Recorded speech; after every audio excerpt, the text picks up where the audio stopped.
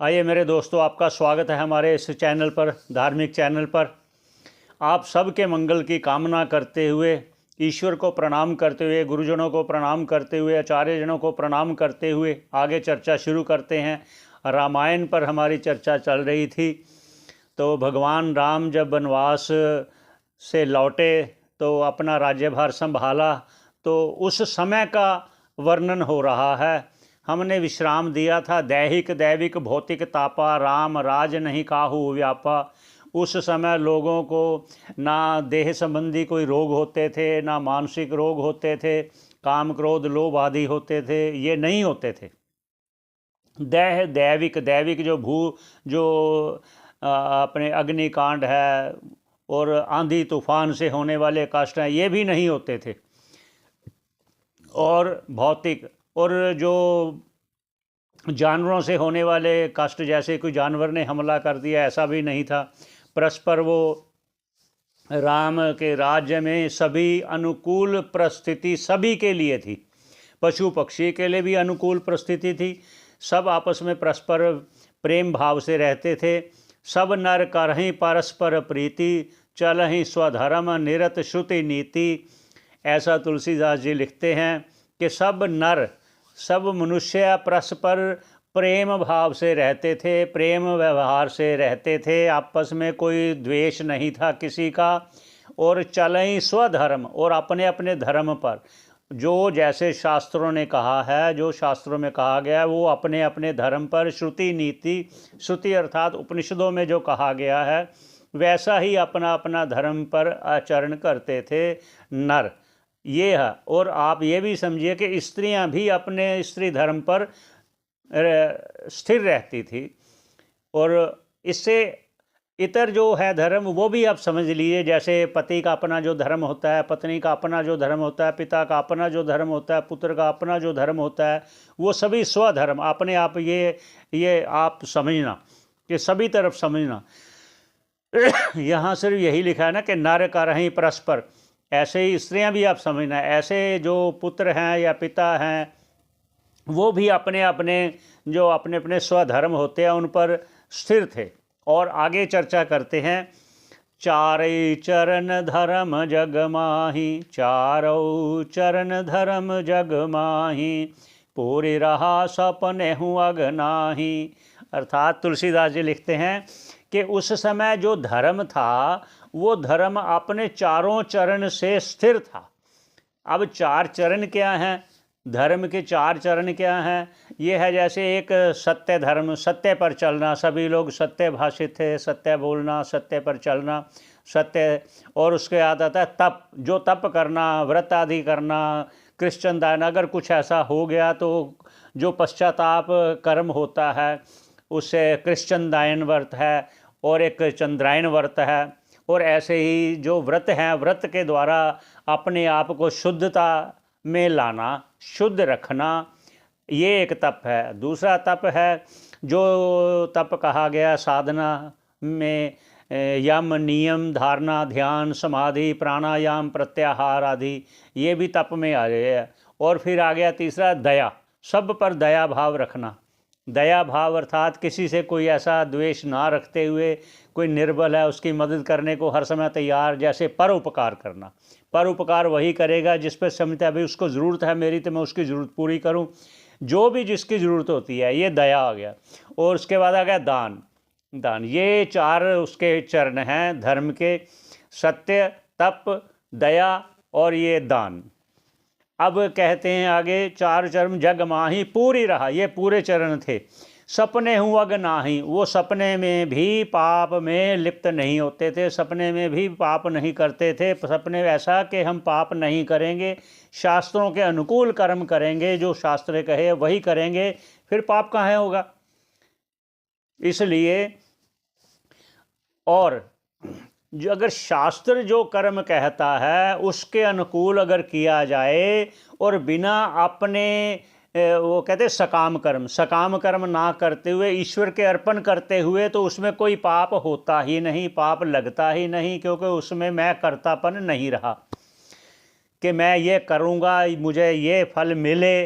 जो मिलने की भावना थी वो भावना नहीं थी, क्योंकि परस्पर सब एक दूसरे से सहयोग से एक दूसरे का उपकार करने में लगे हुए थे। आगे क्या कहते हैं, राम भगति रत नर और नारी, सकल परम गति के अधिकारी।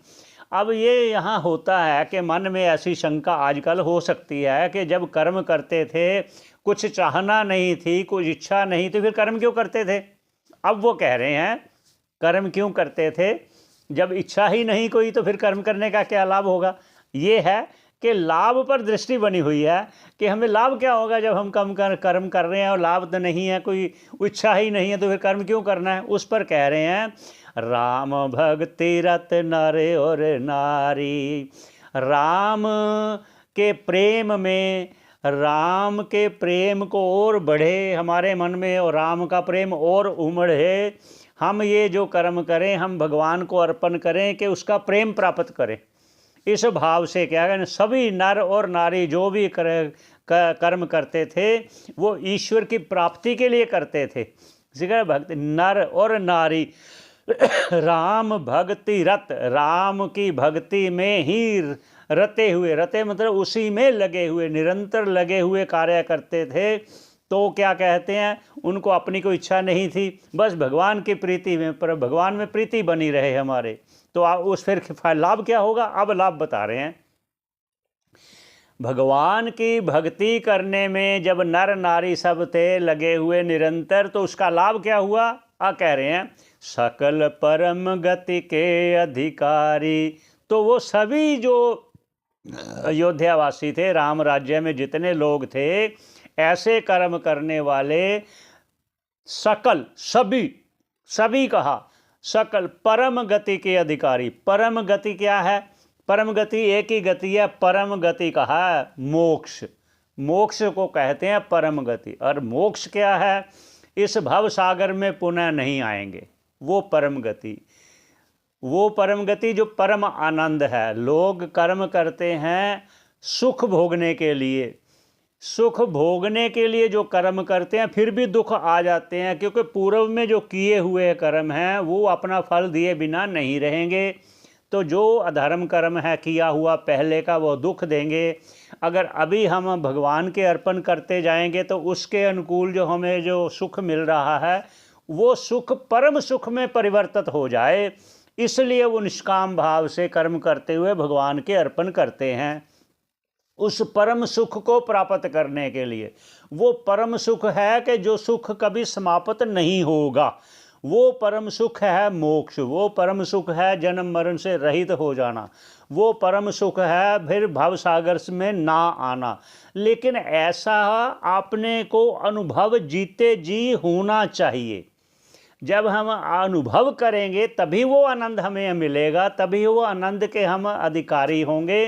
वो जो आनंद है ना, जब तक आप उसका अनुभव नहीं करोगे तो वो मोक्ष नहीं होगा। जब आप अनुभव करोगे कि मुझे वो परम सुख मिल गया। अब क्या कहते हैं आगे, सकल परम गति के अधिकारी, ये लाभ होगा। जो भी कर्म करो भगवान के अर्पण करो तो आप अधिकारी हो जाओगे। ये कहा गया है और शास्त्रों में भी कि अधिकारी को ही वह लाभ होता है।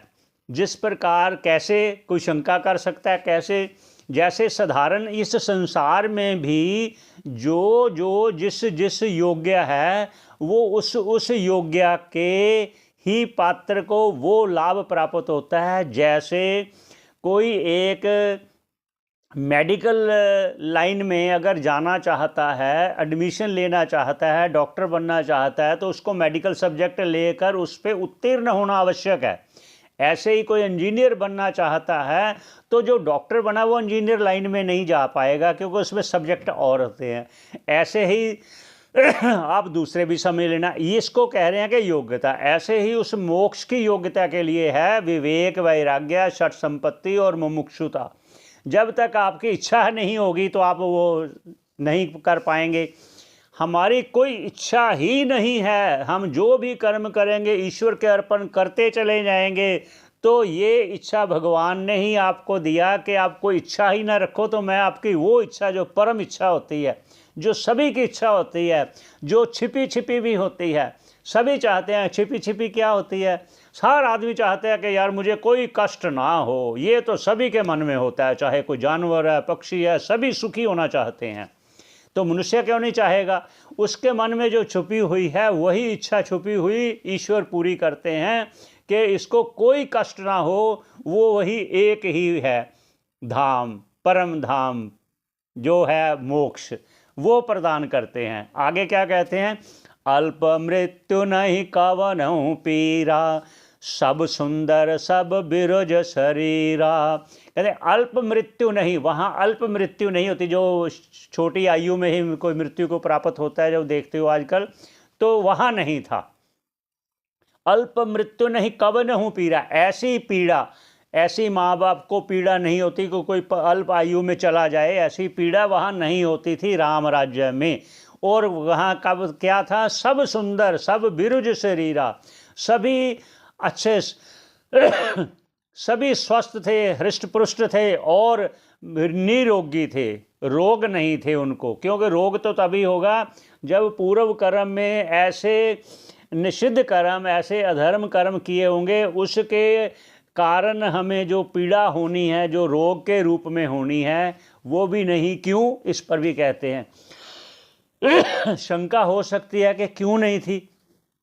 जिस प्रकार सतयुग में जो भी लोग थे वो सभी निरोगी थे सतयुग में, और फिर जब त्रेता आया उसमें कुछ कुछ जो रोग थे, तो रोग जो थे भगवान राम के अवतार होने पर वो उस जो उस समय में जो लोग थे, जो भगवान के दर्शन भी कर पाए, तो कोई छोटे मोटे तो होंगे नहीं, कितने पुण्य कर्म किए होंगे।